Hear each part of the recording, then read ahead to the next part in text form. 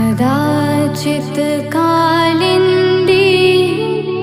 तटविपिन सङ्गीतकरवो मुदा भीरी नारी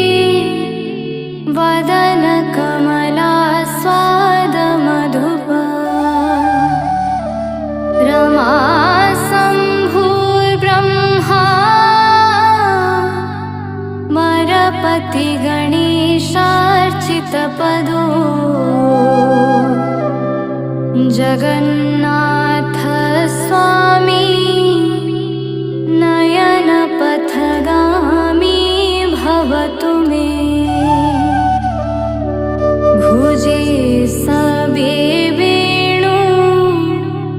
शिरसि शिखि पीच्छं कटितटे